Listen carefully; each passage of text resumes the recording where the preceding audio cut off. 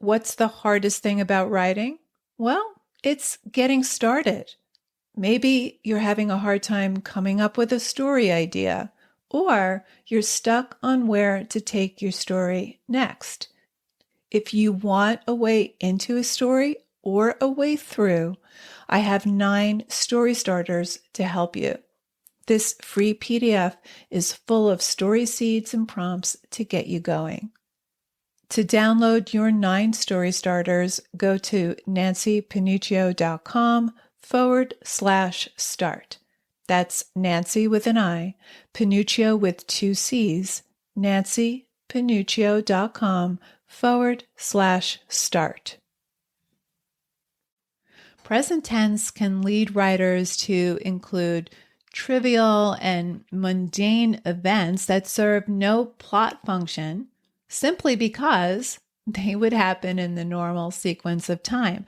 So the story can feel like an unedited film. Past tense allows you to be more selective, and you can be more ruthless about cutting insignificant events and details.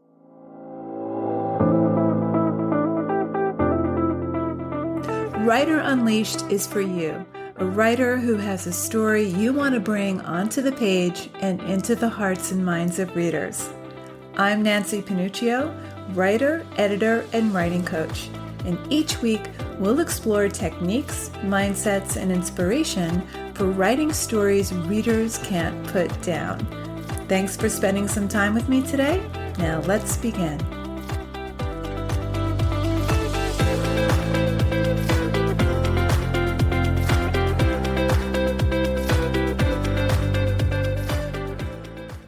Present tense or past tense? How do you decide? What are the pros and cons of writing fiction in the present tense? And when is the past tense a better option? In this episode, I'm going to explore the pros and cons of present tense. We'll talk about some techniques that are much easier to achieve with past tense. And if you're set on present tense, I'm going to give you 4 limitations to be aware of so that you can overcome them. So let's get to it. Present tense in fiction and even certain memoir is not new, but it's a popular tense for certain kinds of stories. Many psychological thrillers and even literary novels like Michael Cunningham's The Hours use present tense. I've seen some great fiction written in present tense, or stories where the author shifts to present tense at key points to create intensity or emotional effect. But present tense is not this new fad. Charles Dickens' 1852 novel Bleak House was all present tense. And Run, Rabbit, Run by John Updike, published in 1960, was also entirely present tense. So present tense isn't new, but it has been making a comeback in recent years. So when considering present tense, it helps to understand its advantages and disadvantages so you can better decide if or when to use it. Now, I don't recommend using present tense if it doesn't serve the particular story you're writing. Not all stories benefit from it. Now, for some stories, present tense is absolutely the right choice, but it's not always easy to pull off, especially in a novel. So I'll give you some examples of how other authors do it. I'm going to talk about the pros and cons of present tense, as well as what past tense gives you that present tense doesn't, so that you can make a more informed decision about your story's tense and how to use it to its full advantage. So let's dive in. We're going to start with the advantages of present tense. Advantage number 1, immediacy. Present tense has more immediacy than past tense. Now, past tense narration is also immediate because the events narrated in the past are unfolding in the reader's present. In present tense, though, there's no translation needed, so it's more immediate. Here's an example from The Girl on the Train by Paula Hawkins. There is a pile of clothing on the side of the train tracks, light blue cloth, a shirt perhaps, jumbled up with something dirty white. It's probably rubbish, part of a load fly-tipped into the scrubby little wood up the bank. It could have been left behind by the engineers who work this part of the track. They're here often enough.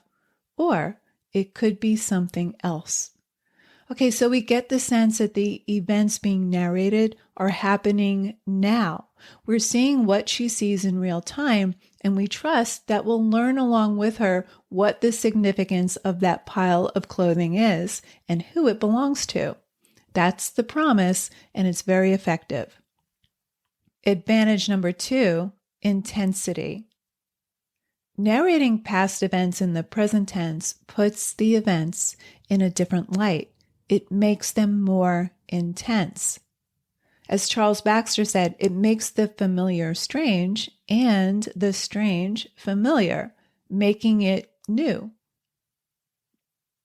The Russian critic Viktor Shklovsky dubbed this the defamiliarization effect. The defamiliarization effect. So one way to make the familiar strange and the strange familiar is to shift to an unfamiliar, unexpected tense. This works great when the narrative is written in past tense, but abruptly shifts to the present tense or vice versa. So it forces us to change gears. Bobby Ann Mason does this in her novel, In Country. In the first chapter, we meet Sam Hughes, who's taking a road trip in her VW with her Uncle Emmett and his grandmother to Washington, D.C. We don't learn why they're heading to Washington in the first chapter, but we know it's a long trip. They start to have car troubles, the transmission blows, and they wind up at a Holiday Inn. And here's how the chapter ends. Sam's head is fuzzy. Mama doesn't know Sam is a drunk and a dope fiend. In the dim room, Sam clutches at memories of Tom. Emmett is sitting up in bed, his hair crammed into his Pepsi cap, drinking from the Coke can, chasing away that pain in his head. Mama is snoring, but Sam fights off sleep, wanting the night to last, wishing the car repair would take forever. She dreads going to Washington. Okay, so the first chapter is written in present tense, and it's split into 4 parts, different times of the same day. And then in the second chapter, it abruptly shifts to past tense, where we get events in Sam's life before chapter 1. So we shift into significant history. It was the summer of the Michael Jackson Victory Tour and the Bruce Springsteen Born in the USA tour, neither of which Sam got to go to.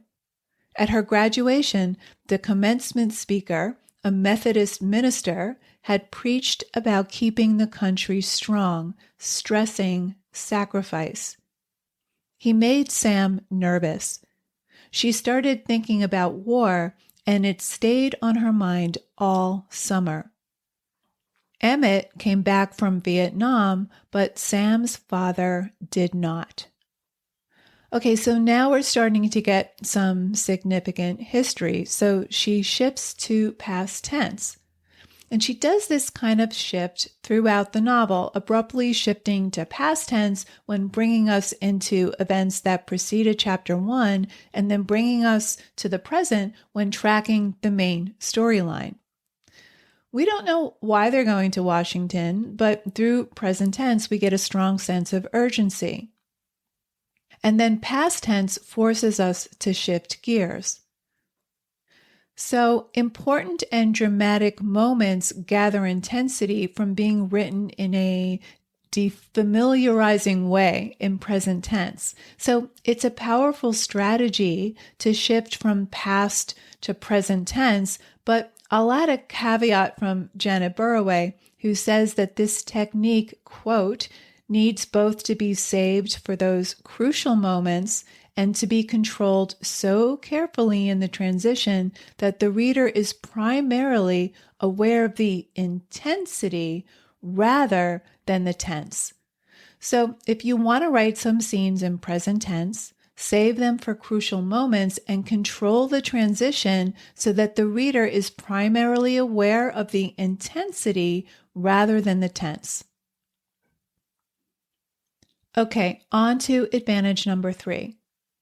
Present tense is an effective way to convey unfamiliar, disorienting states of mind, and that's because the present tense is in itself disorienting. Again, we want to look at how present tense can be used to defamiliarize a particular moment or add intensity. I think this works better in a past tense story at key emotional points. I'm thinking of a scene from Elizabeth McCracken's novel, Niagara Falls All Over Again. It's written in the past tense, and there's this brief passage where the narrator is grieving the death of his baby daughter who drowned in a pool. He wasn't there at the time, but he shifts to present tense when he imagines how she experienced it, when he imagines her experience. Here's the passage. The baby had wandered out of the house. Look, a beautiful, shimmering heart in the backyard, glittering romance to a baby girl. There were always little wavelets in our pool, the water holding coins of light between its fingers. The baby doesn't know the difference between water and light unless it's on her skin. One is cold and the other warm, but how can you tell if you don't touch? So she tries to touch. She is a magpie. She steals all the shiny things in the house and hides them in her bed, butter knives and costume jewelry and the foil from packs of cigarettes. She walks to the edge of the pool. She doesn't look around. She doesn't know this is forbidden. She leans over the water, and now the flash is beyond her reach, so she leans farther, and she is so small there is no splash, and she is so round that she floats, and she is so surprised that she does nothing at all, and when her mother finds her, only minutes later, says the doctor, she is still floating, little jellyfish, greedy little jellyfish, her hands empty, and her face, when they turn her over, disappointed. Okay, so he's disoriented with grief. It's heartbreaking, and it's a very effective shift into present tense. It feels very honest and organic to the passage and to the emotion of the passage. So again, it highlights the emotional intensity. Okay, so present tense advantages. Number 1, immediacy. Number 2, intensity. And number 3, disorientation. Okay, on to the drawbacks of present tense, and I'm going to list 4 of the biggest disadvantages. Number 1, present tense restricts your ability to manipulate time. And that's because it gives us the illusion that something's happening now and unfolding in real time. And that can make it harder to shift to past or future events. Present tense makes it more challenging to alter your story's chronology or even to vary the duration and order of events through flashback, flash forwards, or summary, because there's this forward progression of time. And when you can't vary the duration of events adequately, it's much harder to frame significant story moments and events. It doesn't feel natural to have your characters look back on past events or summarize what's happening in the present. Flashbacks, for example, are much easier to do in past tense, where your character is looking back on several events from their past to make sense of and give context for the present. If you were to insert flashback, that would mean stopping the forward progression of the present. So it's harder to expand time through flashbacks or to compress time with summary because it breaks the forward momentum. It's much easier to do this using past tense. You can compress and expand time in present tense, but your options here are much more limited. You may be able to insert a sentence or two to hint at a narrator's past, but you can't linger there. You need to be economical and efficient. Here's an example from The Girl on the Train. The pre-mixed gin and tonic fizzes up over the lip of the can as I bring it to my mouth and sip. Tangy and cold, the taste of my first ever holiday with Tom, a fishing village on the Basque Coast in 2005. In the mornings, we'd swim the half-mile to the little island in the bay, make love on secret hidden beaches. In the afternoons, we'd sit at a bar drinking strong, bitter gin and tonics, watching swarms of beach footballers playing chaotic 25-a-side games on the low-tide sands. And then she brings us back to the moment. I take another sip and another. The can's already half empty, but it's okay. I have 3 more in the plastic bag at my feet. Okay, so you can't delve deeply into a character's past without bringing the story time to a dead halt. Often writers will have their character thinking about their past and they'll go on for paragraphs and it breaks the illusion of present tense. So you can't dive into a character's past as extensively as you can in past tense.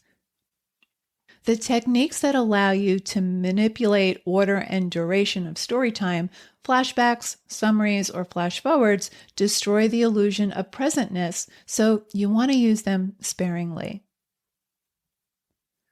Okay, on to drawback number 2. It's harder to create depth and complexity, and this is because one of the drawbacks with present tense is that you have to limit, downplay, or even omit previous events and antecedent scenes. So there's no temporal or causal context for the present, and that can undermine your story's complexity. Present tense mimics the immediacy and pace of a film, and so it can lead to a more impersonal and detached storytelling. There are exceptions, of course, but the writing tends to be pretty basic. The vocabulary is typically limited. The syntax is simple. There tends to be minimal descriptions, and so you can't create vivid imagery as readily. It's much easier to expand vocabulary and vary syntax and employ imagery when you write in past tense. For example, compare these 2 passages from Susan Minot. The first is from her present tense story, The Man Who Would Not Go Away, and the second is from her past tense story, La Sèche. Here's the present tense story. The library is peaceful. I stack books under the lampshade, researching articles. Heads at other table are bent over gently. Pages rustle. Shoes clop by on the wooden floor. The heating vent hums in the drowsy air. Then I hear his voice behind me. It says my name. Okay, present tense, very simple language. Compare that to her story La Sèche, written in past tense. A white round thing bounced off some rocks and landed near the girl's feet. It was a seashell. In the almond-shaped opening was a red claw folding up. As she watched, the claw pulled itself in slowly, its joints ancient, creaking, furtive. You don't notice me, it seemed to say. You aren't seeing me at all. Nearby, tucked beneath a ledge, was another shell, smaller, then another beside that, all of them hiding their blue-edged fingers like reclusive old women drawing knuckles under shawls, tightening around a precious brooch. Some shells were chalk white with turret ends. Others were turban shells, swirled black and pearl, tipped like a meringue. So with present tense, there's this sense of self-detachment, and that drains emotion from the story, and that drains emotion from us. So if the narrator seems detached from what she's saying and doing and feeling, we are going to feel detached too. Okay, on to drawback number 3. Present tense can lead writers to include trivial and mundane events that serve no plot function simply because they would happen in the normal sequence of time. So the story can feel like an unedited film. Past tense allows you to be more selective, and you can be more ruthless about cutting insignificant events and details. And because it's difficult to work exposition directly into a present tense narration, writers will frequently have their characters think the background exposition that they want to give their reader, or they'll load it into the dialogue. So the character will think for extended periods of time in the middle of the present action. This not only undermines the immediacy, but it bores your reader. And because it would be unnatural for a character to think for extended periods of time in the middle of something significant or dramatic, we tend to give our characters something mundane to do in order to make their expository thought more believable. Sometimes the action is just sitting while the character ponders. Sometimes we're not even sure what they're doing while they're thinking. Or first the character sits in a car and thinks, then sits on a park bench and thinks, and then returns to the car to think some more. In Michael Cunningham's novel, The Hours, his characters go on all these uneventful walks as they think. Now, ideally, you want your characters' actions and thoughts to meaningfully align with your plot. And that's just harder to do in present tense because the pace is by nature faster. And drawback number 4, it's harder to create suspense. Present tense can reduce dramatic tension. A good story is filled with suspense. In fiction, sometimes that suspense comes from knowing how past or future events will affect different characters. A story written in past tense, for example, may be able to create tension from the narrator's knowledge that something bad is about to happen, because they're looking back on events that occurred in the past, and they're still withholding the specifics from the reader until the right moment.